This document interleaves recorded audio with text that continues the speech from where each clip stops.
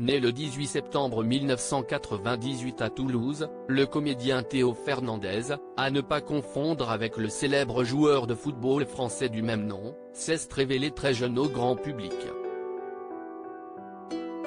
Pour rappel, il fut choisi en 2011 par le réalisateur Olivier Barou pour interpréter le personnage de Donald Tuche à l'écran, surnommé Coin Coin.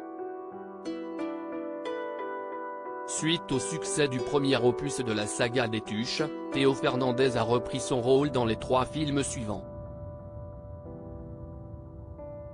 En parallèle, le comédien a tourné dans plusieurs autres longs métrages au cinéma, comme par exemple, La guerre des boutons, Aux yeux des vivants, 3 souvenirs de ma jeunesse, La Dream Team, ou bien encore Gaston Lagaffe, dans lequel il incarnait le rôle-titre.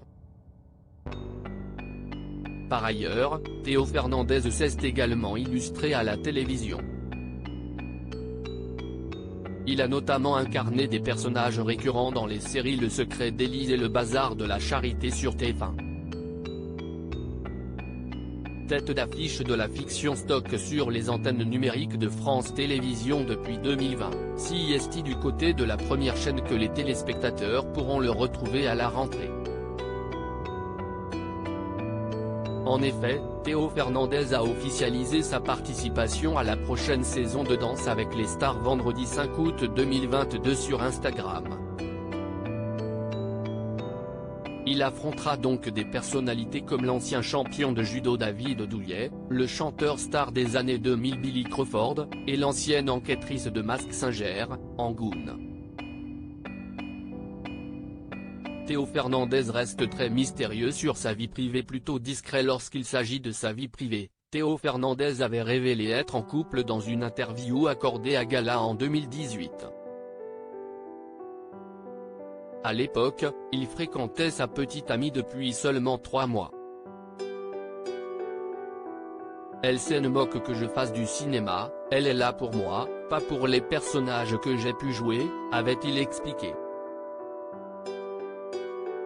Le comédien avait aussi ajouté que sa compagne lui est d'une aide précieuse, et qu'il fait beaucoup de choses grâce à elle. Toutefois, aucune autre information concernant la vie amoureuse de Théo Fernandez n'a fuité dans la presse depuis. Au cours de ce même entretien, le comédien avait révélé qu'il vivait encore avec sa mère en 2018. Ma mère m'aide à garder les pieds sur terre. On n'a même pas besoin de se parler pour se comprendre, avait-il affirmé.